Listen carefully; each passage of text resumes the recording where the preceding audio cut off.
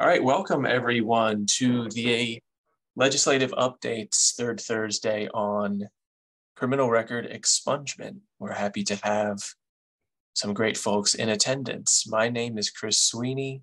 I manage the Workforce Development Project here at MVLS, and I'll let my co-presenter George introduce himself before we get started. Good afternoon, everybody. Thanks for being here with us. My name is George Townsend. I'm a staff attorney on the Workforce Development Project. All right, thanks. So a quick overview of the topics that we're going to discuss today. I'm going to take the first section about the cannabis referendum and the resulting criminal record expungement changes that are actually going into effect very shortly on July 1st. So the referendum that was passed by vote of the public in November triggered, of course, the legalization of adult use and possession by constitutional amendment for cannabis.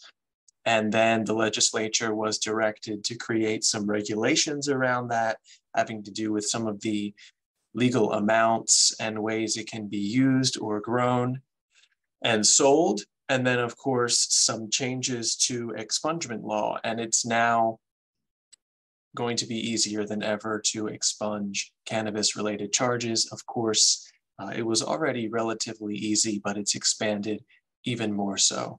And then George will get into the REDEEM Act, which was a big piece of expungement legislation that was passed this session and going into effect October 1st. And primarily it's aimed at reducing the waiting periods for expungement of convictions. And if you're familiar with the Justice Reinvestment Act and the way that expungement of convictions works, it won't be too much of a change. It'll just be the timing of the calculations that's going to be changed significantly for the better. So just a quick overview of what exactly does legalization of cannabis in terms of adult use and possession look like, which I think is some important context for how expungement is going to be affected. So there's certain amounts that can be possessed by people in Maryland age 21 and over. It's basically up to 1.5 ounces of the cannabis plant is going to be legal possession. There's also some different breakdowns for other sorts of substances, such as concentrated cannabis and a total THC content if someone were to possess mixed products. There's also going to be the allowage of growing your own plants on private property. There's some regulations about that, that they have to be completely out of the view of the public, no more than 2 plants, and out of reach of anyone under 21 years of age. There is going to be some similar regulations like alcohol on just prohibition on public use.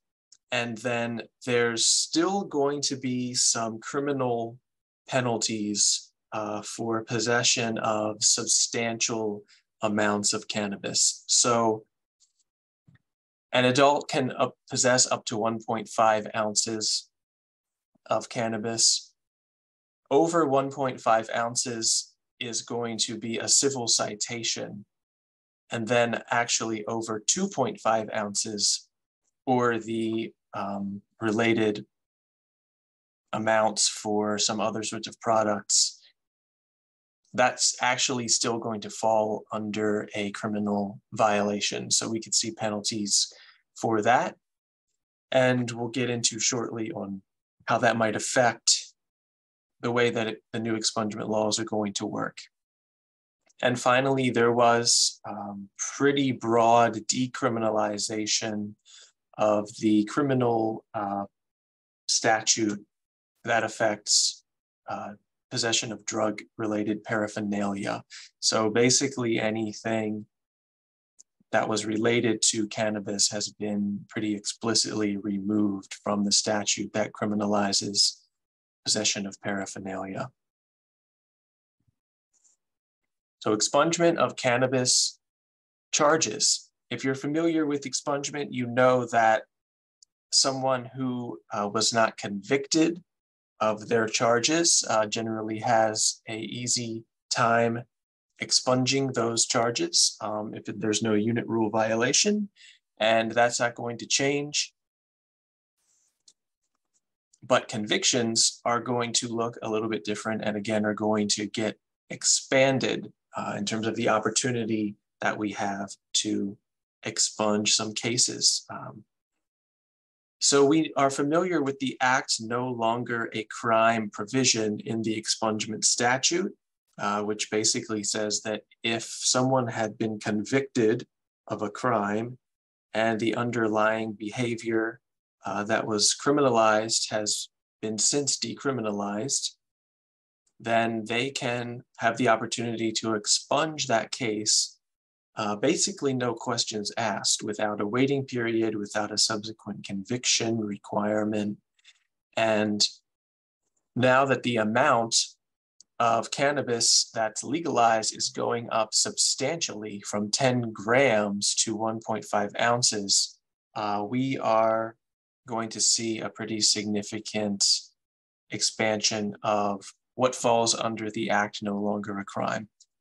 And I think it's going to remain to be seen what courts do with the sort of different levels that I explained in the last slide, where you have up to 1.5 ounces is legal, 1.5 to 2.5 is a civil citation, and then over 2.5 is a criminal violation. So I'm thinking that probably up to 2.5 ounces being a civil citation is going to fall within an Act No Longer a Crime.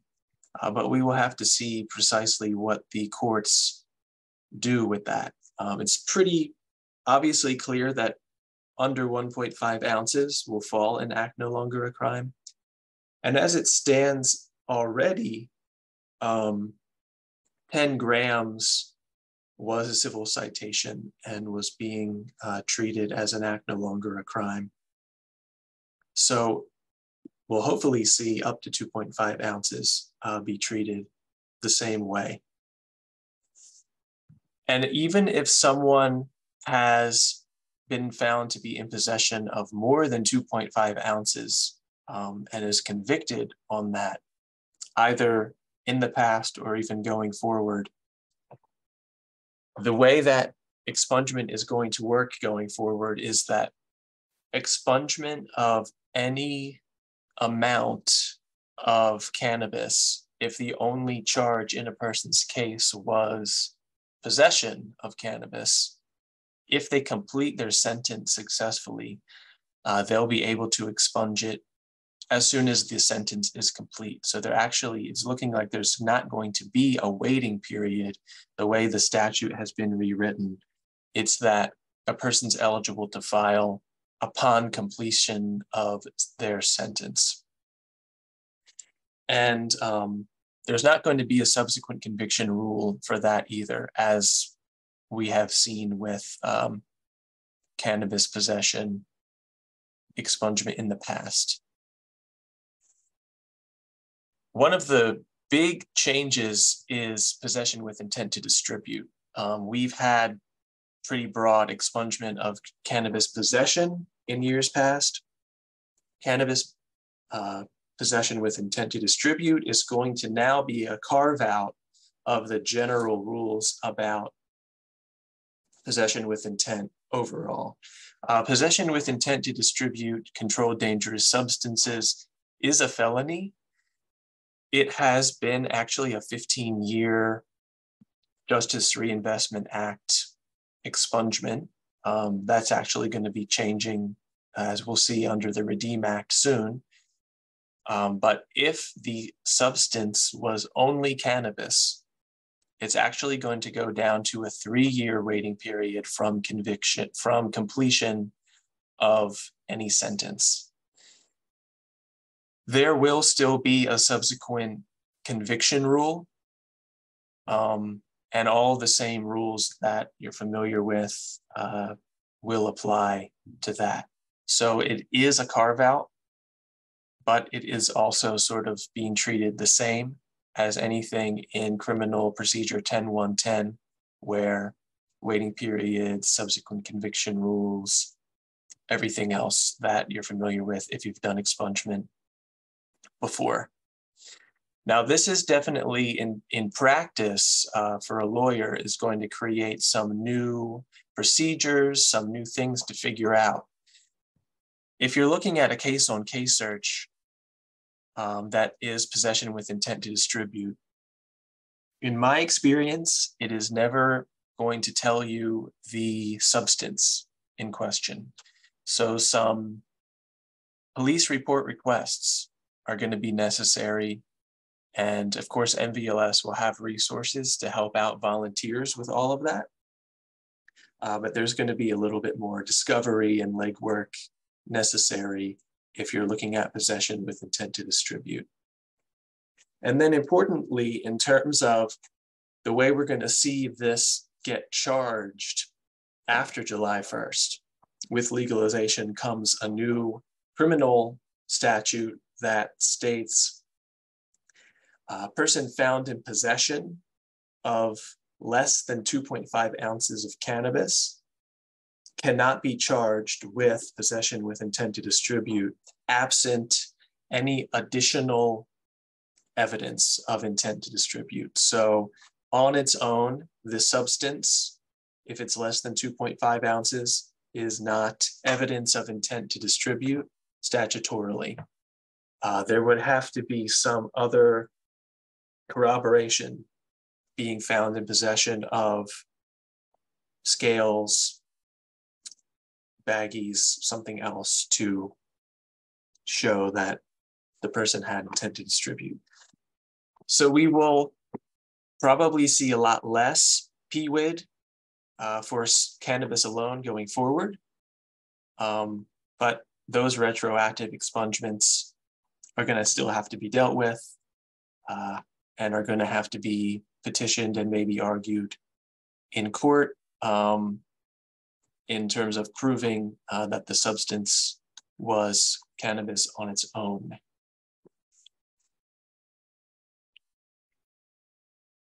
Now, this is a pretty major change, and this is still talking about cannabis that's going into effect on July 1st. There is an exciting change being made to the unit rule. The unit rule, of course, has been something that a lot of advocates have gone to bat in Annapolis on for many years. The unit rule states that a person cannot expunge a case if one charge or more in that case is ineligible. And in other words, a person cannot expunge individual charges out of a case. You can only expunge a case, and every individual charge within that case must meet the criteria for expungement, or else the entire case is locked in. Now, this has obviously held back a lot of people who may have been convicted on something relatively minor when they were charged with tons and tons of stuff that was dropped that looks a lot worse than what they were convicted with, and being stuck with accusations that were never proven, but yet they can't expunge them. What is changing for the unit rule as relates specifically to cannabis and cannabis alone is that a charge for the use and possession of cannabis alone does not violate the unit rule. So that means that if someone has a conviction for cannabis and something else, it's not a unit rule violation, or if there's another charge that was dropped or any conceivable scenario there. It's also changing the language to actually allow a person to potentially file an expungement for the individual charge of cannabis possession, even if there is a unit that contains non-eligible charges. This is the major difference. The unit rule has historically had a carve out for what we call minor traffic offenses. And it basically said any sort of traffic offense that's just a ticket that doesn't carry incarceration is removed from the unit rule. A speeding ticket that someone admitted to and paid is not going to violate the unit rule for purposes of expunging criminal cases. But that was coupled with the fact that non-incarcerable traffic offenses were removed completely from the expungement process. They can't be expunged through the criminal court system. They can only be expunged through the MVA system. Now we have sort of a half and half scenario where a cannabis possession charge is not a unit rule violation, but there is an entire statutory process within the criminal procedure to allow for expunging cannabis possession charges. So that taken together creates really a completely unseen procedure in Maryland courts where a person is statutorily authorized to file an expungement of a cannabis possession charge in pretty much across the board. And a court cannot block that based on ineligible charges that happened in the same arrest or incident. So from a practical perspective, we're really not sure what exactly this is going to look like, and we're going to have to really monitor this and see what the courts do, because historically, the judicial system has said the practical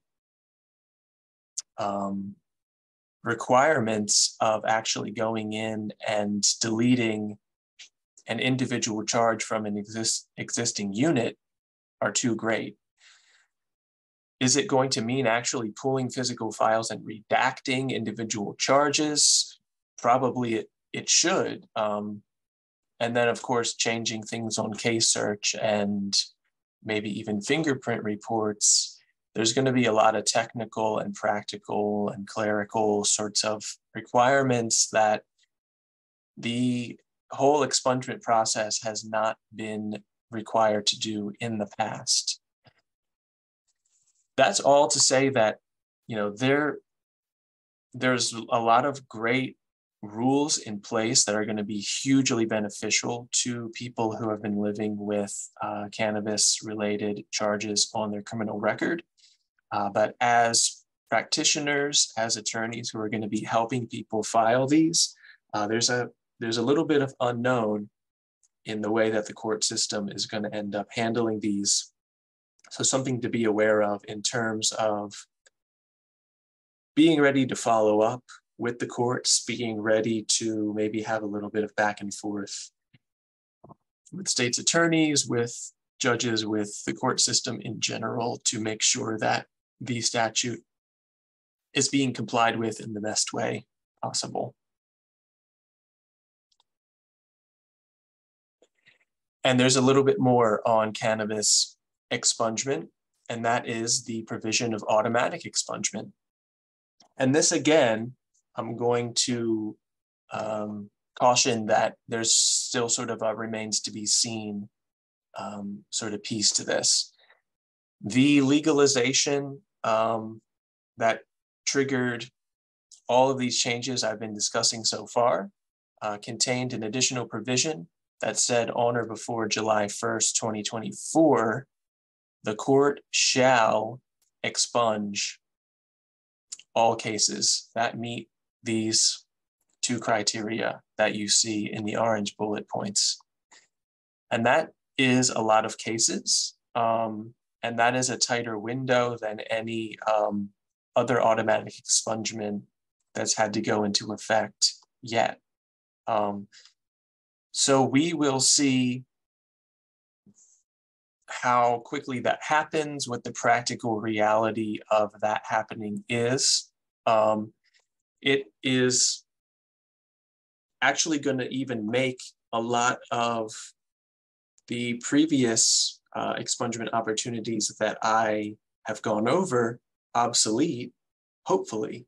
So that's an important thing to counsel people on, is you do have the opportunity to file right away in most circumstances. You don't have to wait until July 2024.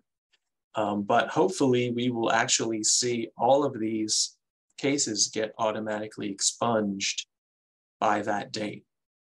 And of course, it only applies to a case where cannabis possession is the only charge.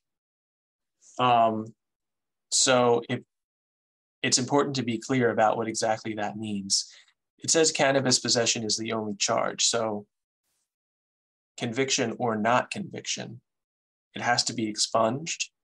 And so we'll actually see some of that hopefully go into effect before the broader automatic expungement that was passed a few years ago, which isn't actually set to happen until October 2024. So this will be actually interesting kind of testing ground for some things that advocates have been fighting for a long time. The automatic expungement and the unit rule alteration. This could, in terms of looking at the big picture and legislative advocacy, I think this could potentially open up the floodgates if once the courts have a system set up to comply with these new statutes where they have to automatically expunge these things. They have to allow individual charges to be expunged out of a unit. Once that starts happening, it may open up the door to moving beyond just cannabis and getting some of those changes put in place for any type of criminal case that would be eligible for expungement. And then related to the automatic expungement is just a provision on what can be displayed on case search. This has more or less already been happening because decriminalized cannabis possession charges were already prohibited from appearing on case search as of last summer, I believe, along with basically no pros, acquittal, and dismissals of any kind. Now it's going to be any case where cannabis possession is the only charge, regardless of the amount, regardless of the outcome, be it conviction, no pros, stet, PBJ, anything. So that's actually broader than some of the items that are being hidden from case search, because it's sounding like it's going to include stets and PBJs as well. So that's great for people who have records. It, again, as a practitioner representing someone who wants to file an expungement, means you won't be able to find that case on case search. Now, MVLS does have resources for finding the cases elsewhere, and we have trainings on our website that go over some other avenues and suggestions for obtaining court records that can be found on case search.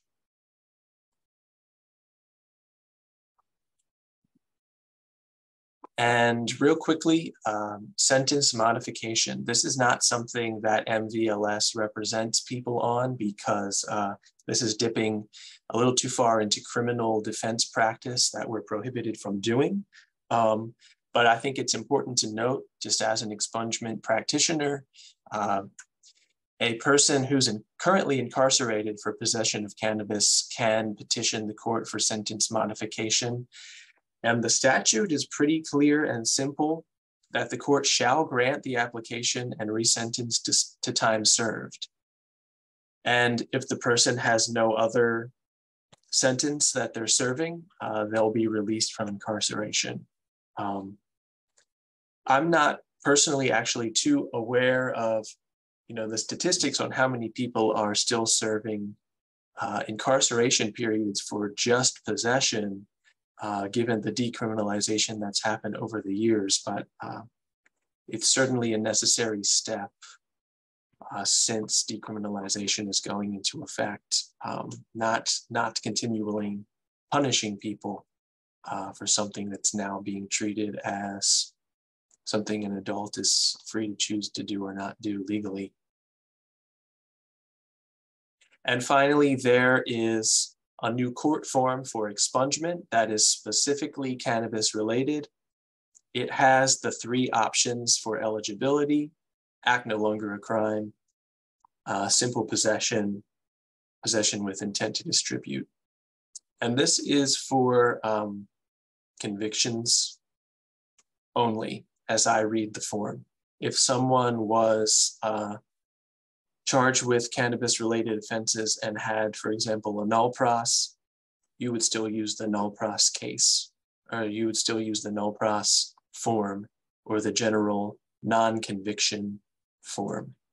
And the general conviction form is still the same. Now, if you were to have a mixed case where, say, someone was charged, convicted of theft and cannabis possession, my best guess right now, we'll have to kind of see how the courts react, but I think it'll probably be okay to do the regular guilty form. But again, we'll have to experiment and see kind of what shakes out and how this practice is going to look in this new territory. And again, these changes are all going into effect July 1st, 2023, when legalization also goes into effect.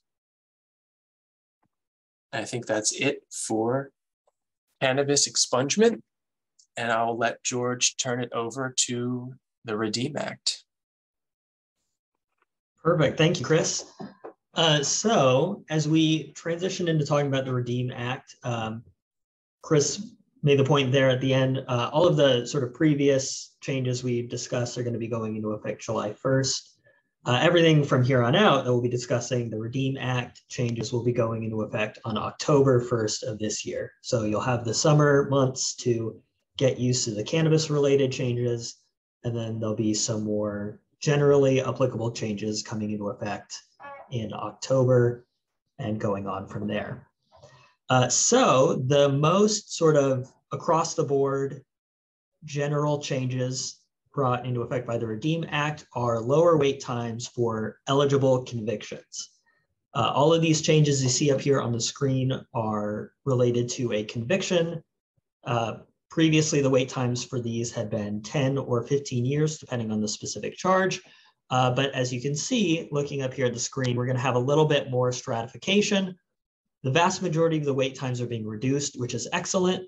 As practitioners, it means there are going to be a few different wait times, whereas previously we only had to work with 10 years or 15 years. Now we've got a few different categories to watch out for and be aware of going forward. As a general rule, eligible misdemeanors had previously been a 10-year waiting period. That waiting period has been reduced to 5 years. For the crimes of second-degree assault and battery, it has still been reduced, but only to 7 years. So for most misdemeanors, it's going to become 5 years. Second-degree assault and battery, 7-year waiting period. Eligible felonies had typically been 15 years prior to the REDEEM Act. That is going to be changing to 7 years for CDS charge, possession with intent to distribute, and third-degree burglary. For first and second-degree burglary and felony theft, that wait period is going to become 10 years. And it's important to note here, again, circling back around to what Chris was going over with the cannabis changes, this is CDS possession with intent to distribute specifically for controlled substance that is not cannabis. We already saw the new wait period for possession with intent to distribute for cannabis specifically. This is going to be a non-cannabis possession with intent to distribute, will be a 7-year wait period. There is one exception to a conviction that did not have a change in wait time. That is going to be crimes that are classified as domestically related. That's going to stay at the 15-year wait period that they're currently at right now. What this means, this is a classification that can be put on a charge during the trial process. It's something I haven't come across very often. It's doesn't crop up that often. And it's also not typically going to be something you'll see on K-Search. It's usually something you'll have to look at a case file to see. So if you have a client who has a conviction for an assault or a battery, it's worth asking them about the circumstances. If it sounds like it's something that took place in a domestic situation with a family member or an intimate partner, it might be worth pulling the file to see if there's any indication in the case record that it was classified as domestically related during the trial process. Other things to note related to the time period decreases. This isn't going to change some of the eligibility rules. This waiting period is still going to go into effect after the end of the sentence. So if somebody is convicted for a misdemeanor theft, they get a 1-year probation. The 5-year waiting period for a misdemeanor is going to go into effect at the end of the sentence, just like it does now.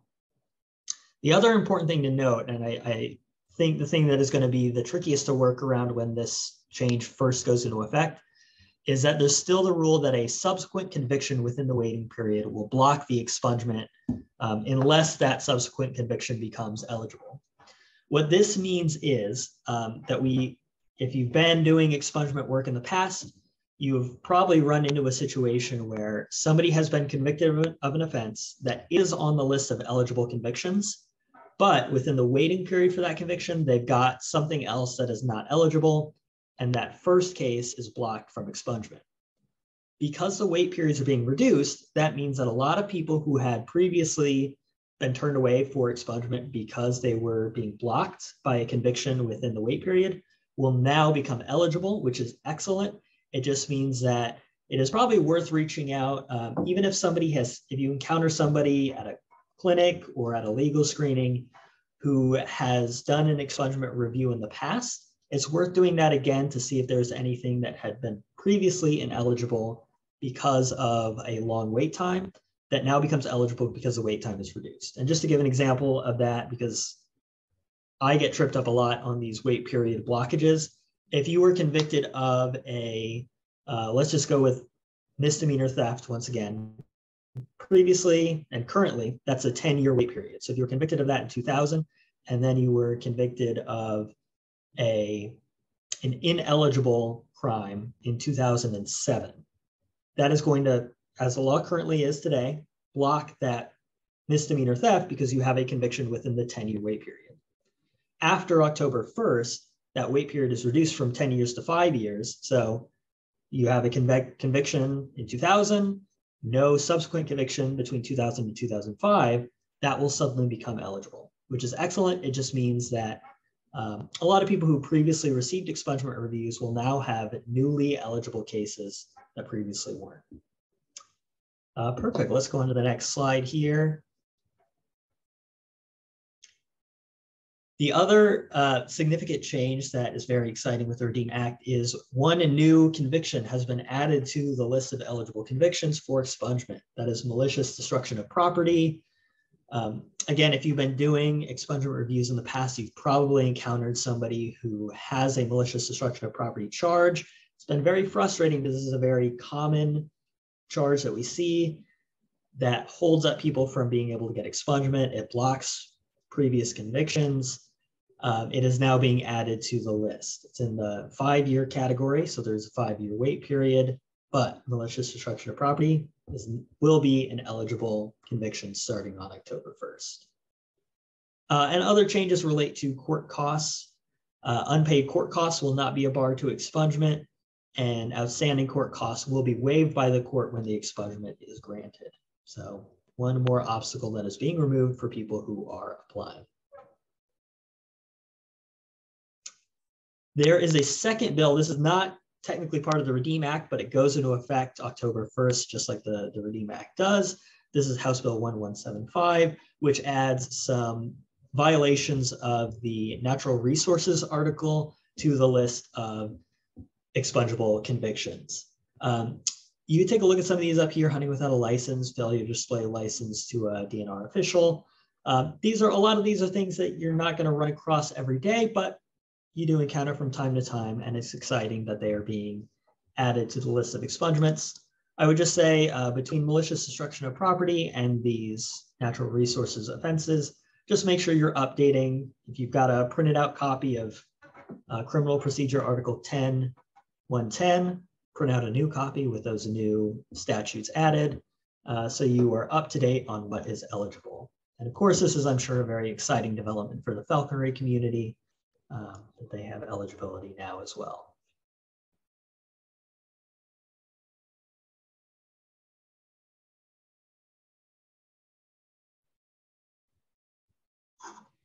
Okay, thank you all very much. Yeah, actually, relatively simple changes, pretty clear and direct. So we're happy to take any questions via, there's a chat function, Q&A function that you should have access to, or I'm not sure from my perspective if people in the audience do have microphone access. If, however, anyone wants to chime in at this time, they're welcome to. We have one coming in. Will the slides be available on the website in the future? Yes, absolutely. This webinar is being recorded for upload to our website, and most likely the slides themselves will be available, and there actually will be separate trainings specific to REDEEM Act and cannabis expungement on our website as well.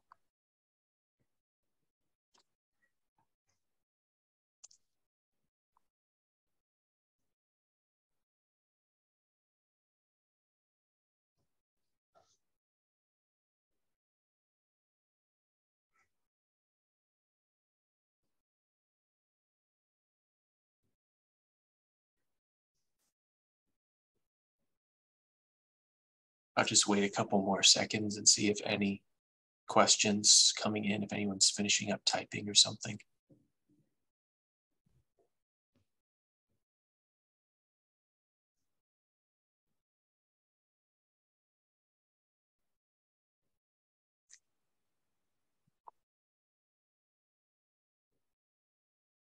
Are the forms available for download on the MVLS site? Yes, they are. If you go to our attorney resources page, there is a page dedicated to criminal record relief, and pretty much every material that I may have referred to or any kind of court form is up there. And if you Google MD court forms, the court itself actually has a very useful web page now where there's a search bar. You can basically find any PDF of any pre-made court form in existence, but it will be on our website as well. And I'm sure those forms are going to be changing as the new requirements are updated. So we'll be updating what's on the MVLS site. But if it's on October, like the morning of October 1st, you're trying to find the new forms, you might want to check out the Maryland court website as well. That's a good point. And as soon as we get used to a new form, there's going to be a new one for the REDEEM Act probably coming out in like September, October. So be aware. There's a question about the court requiring the petitioner or their attorney to provide a list of agencies to be served served the order for the certificate of compliance. So yeah, just to give like a little bit of context on that, I have seen this happen. I think George and I have seen this happen. But basically, just for some quick context, when the court grants an expungement, they serve an order on all state agencies that may have some record of this case in their database somewhere. And then the certificates of compliance are those agencies certifying that they have complied with the court's order to expunge. In rare cases, the court actually asks the petitioner or their attorney to provide that list of agencies that should be served. Usually the court will just do it automatically, but yeah, That's actually a really good question. I don't think MVLS has a public facing list of those agencies, but that's something that we really should have. Now it is actually going to vary by county, but basically it should be the court clerk in the court, in any court level that the case ever passed through. So usually district and circuit. The state's attorney, also in any court level that the case ever passed through. CJIS, the Criminal Justice Information System, which is the database of fingerprints, and the police that made the arrest. So those are the main ones, and those are pretty much the agencies that get served automatically in most counties, where they just do it without asking.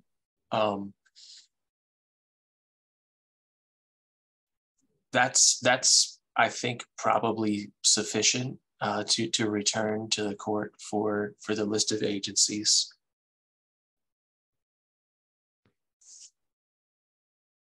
But thank you for the suggestion. That's something that we can get going on our website. That'd be a great resource.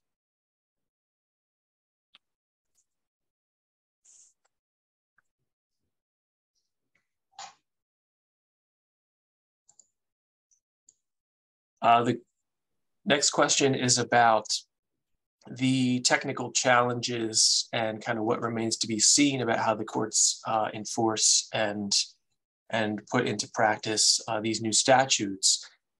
Yeah, we will definitely be monitoring how the courts, the state's attorneys, and the other agencies, the clerks' offices respond to these changes for sure. We're involved with a lot of advocacy in Annapolis and conversations with the judicial system and other groups about expungement. And given the nature of how many expungements we file, we do have a good handle on kind of the trends of how things are happening. And that's for sure a part of our work, is noticing those trends and trying to get people in the room to discuss how that's going. So yeah, we'll be monitoring that, and anything that becomes relevant for our volunteers to know. We'll have new trainings, we'll have newsletters and other resources to keep people informed.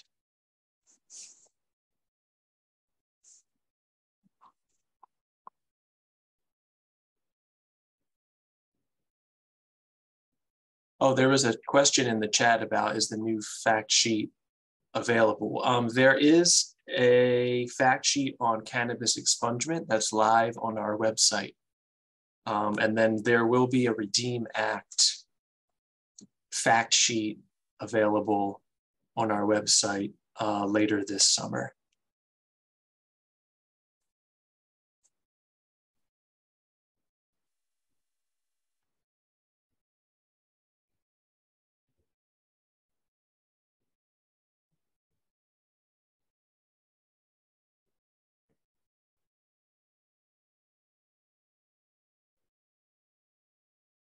Okay, well, I think we've answered all the questions, and I hope that we answered them sufficiently. I hope that this was useful for anyone who's done expungement before, or even if you haven't done it before. This is a really exciting time to get involved or to get re-involved. Check out our website. Our pro bono portal has expungement cases that you can take. You have access to myself and George as mentors to walk you through these new changes or any other expungement questions that you might have. That's our contact info there. And we'll be having some clinics and other opportunities for volunteers all the rest of this year and beyond, because there's going to be some increased demand for expungement. So hope to have people staying involved and engaged. And we're really happy to have you all here for this presentation. So everyone enjoy the rest of their day.